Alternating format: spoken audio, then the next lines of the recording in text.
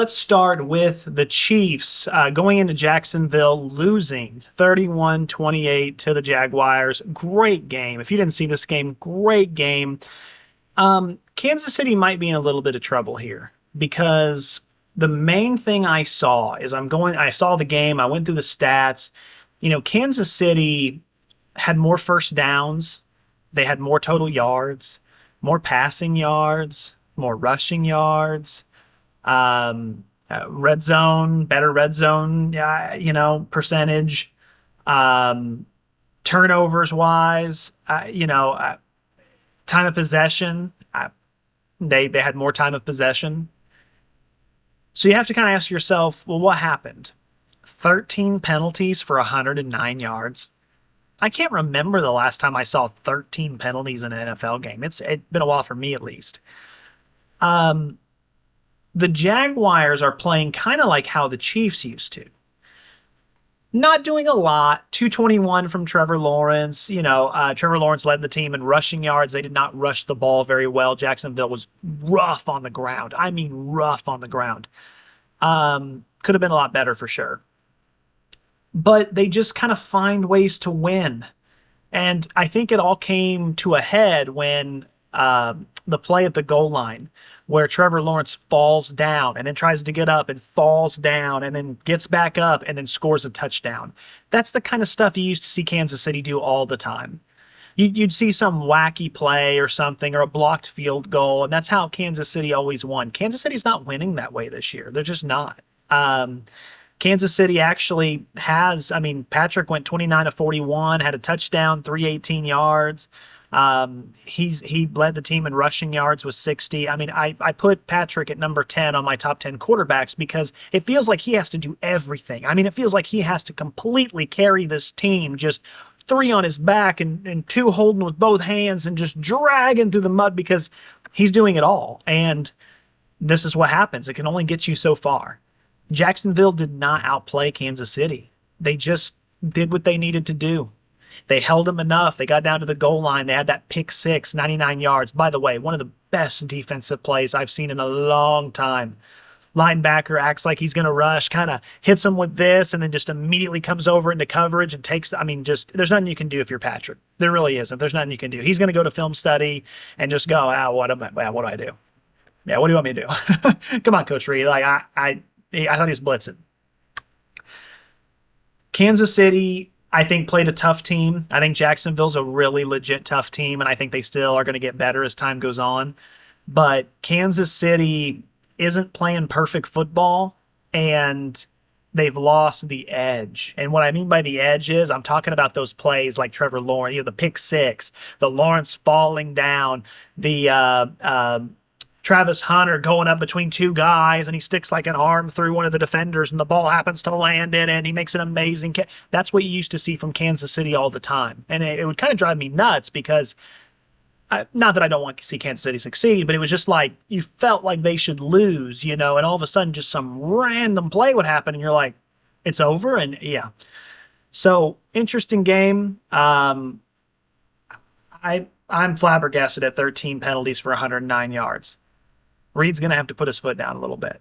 You can't win games that way. You can't make that many mistakes. And also, not to mention referees, I really hate doing that, but there was actually 2 big penalties that the broadcast agreed should have went against Kansas City. There was the offensive pass interference, how Kansas City got their first touchdown. The broadcast, I forget the referee guy they have for he gives the advice or whatever. He flat out said, he goes, yeah, no, it should have been. That's clear as day. Then there was the pass interference where the Chiefs intercepted Trevor Lawrence, and I think it was the third quarter. And again, came on there and said, that's clear pass interference. I don't know how you could miss it. And so the Chiefs even got some of those calls, I felt like, and still came up short. I think they're in trouble. Not for the season, but we always look at the Chiefs for the postseason, right? That's what I'm nervous about. Next up, Buccaneers Seahawks. If you missed this game, go watch the highlights right now. Go watch the 20-minute highlight video. This was Peyton Manning, Tom Brady 2.0. This was 2 quarterbacks that both got cut by Carolina a couple years ago. And if you're Carolina, you've got to be sick to your stomach watching this game because these guys are slinging it. Let me show you. I mean, this is just some of the stats, right? Okay, let's start with Baker. Baker, touchdown maker. Okay, 29 of 33, 379 yards, two tutties, no interceptions, one sack taken. Wow. Did not run the ball well, 2.3 yards a carry for the Buccaneers. They did not have Bucky Irving, which Bucky Irving's an elite running back in my book, especially when it comes to elusive. I mean, just he's one of the most elusive guys I know.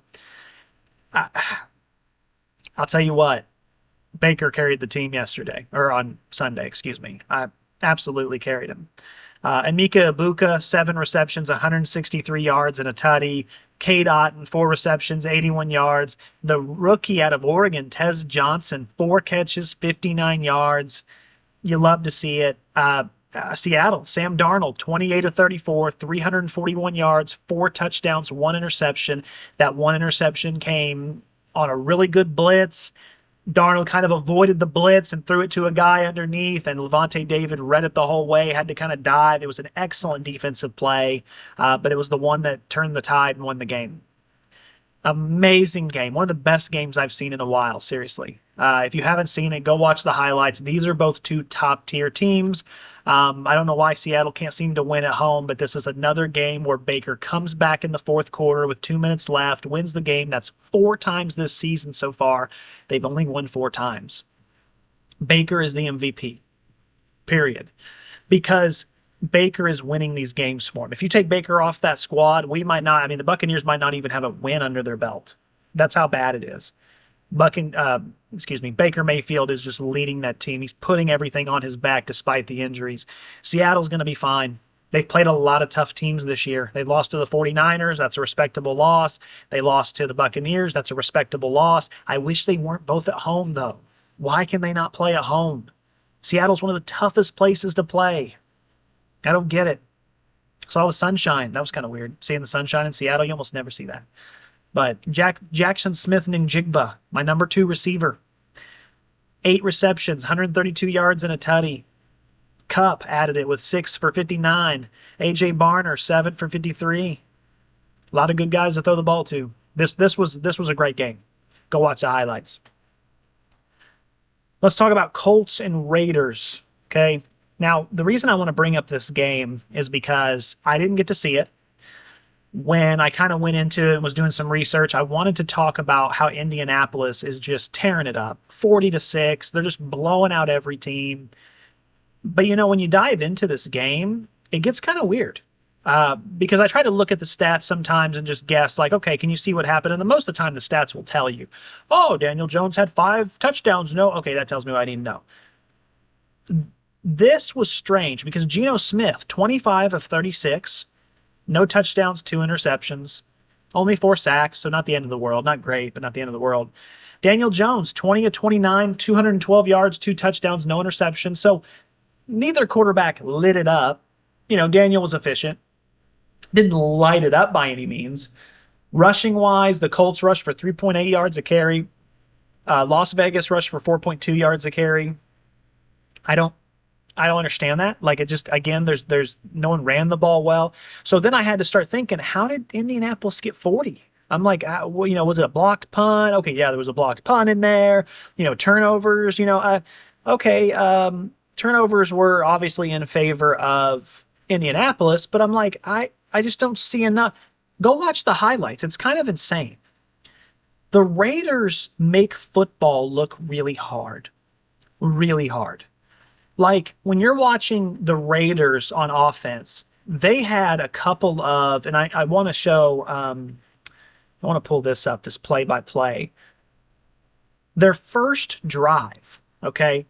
Indianapolis comes out, has a 3-and-out. The Raiders come up, 16 plays, 80 yards, 10 minutes off the board, and they kick a field goal. Okay. Then Indianapolis comes back, 13 plays, scores a touchdown. Then Raiders blocked punt. 3-and-out, blocked punt. Excuse me. The Raiders went 3-and-out, had a punt that was blocked.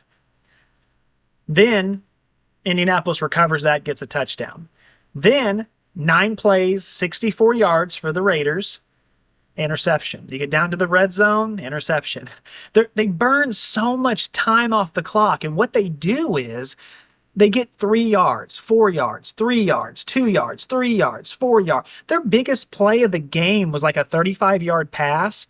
And that's like, if you eliminate that 35-yard pass, it's like 15 yards or something. I mean, I'm sorry, 29. I'm sorry, excuse me on that. 29 from Ashton Genty. But other than that, 16 yards was third. The biggest run of the day was 12 yards. Like, the Raiders just aren't explosive. They have to do it 3 yards at a time. And they have to hope that out of those 3, there's a 4 in there. That way they can get the first down. That's what it feels like. I was watching the highlights and I'm like, man, every drive for the Raiders feels like so long, because it's not, the Colts are the opposite. Colts, it's like 8 yards, 5 yards, 10 yards, 20 yards, 5 yards, and you're like, okay, they're moving the ball. Raiders, it's just all the way. And then you get down to the red zone. You've burned off a whole quarter, 16 plays in, and you throw a pick. The Raiders need something explosive. Go get Jameis Winston. Go get somebody who can throw the ball down the field. Go get someone, because look, you're going to get these interceptions regardless. Geno's having interceptions. Get someone who's flinging it up there. Have some receivers run deep. I know that their goal is to run Ashton Genty. It would be mine too, but you have to throw deep so you can open that up.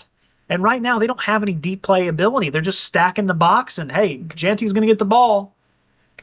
I mean, Genty averaged 4.8 yards a carry. That's one of the best he's had this season. I give Indianapolis credit. They scored 20 in the second, 20 in the third, and 0 in the first and fourth. It's just so strange. The Raiders make football hard. They really do. Next up, we have the Broncos-Eagles. Let's talk some of that. So Broncos steal one on the road, going into Philadelphia, hard place to play. They score 18 in the final quarter. And they were down 17-3. And they score 18 and come back and win it. This all comes back to Philadelphia being a great team for a half. There's always one half out of every game that Philadelphia looks like a Super Bowl team. I mean, they run the ball, they pass the ball, they're effectively moving it. There's these big plays, there's energy, there's momentum. And then once they get a lead, it's almost like the coordinators are like, okay, cool, let's just game manage.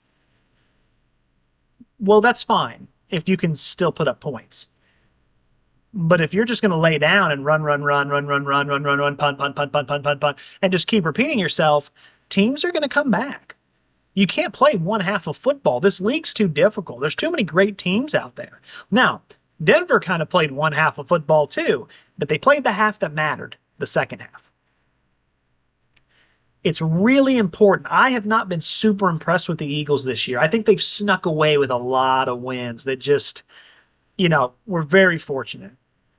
And I think a lot of people feel that way. And listen, do I still think Philadelphia is going to win the division and be great? Of course. I mean, they're a good team. They'll bounce back probably. They're too talented not to. But this playing one quarter or playing one half, getting negative 17 yards and a half, it's got to stop. You got to play a whole game. I would rather you take the high intensity from the high intensity quarter or half, and the none in the other half, and just balance it out and just give like some intensity throughout the whole game. I'd rather you do that than just be like balls to the wall in one half and just, okay, sit back, yeah, whatever, run. Oh, okay, little screen pass, don't turn the ball over. It's too conservative. I don't get it.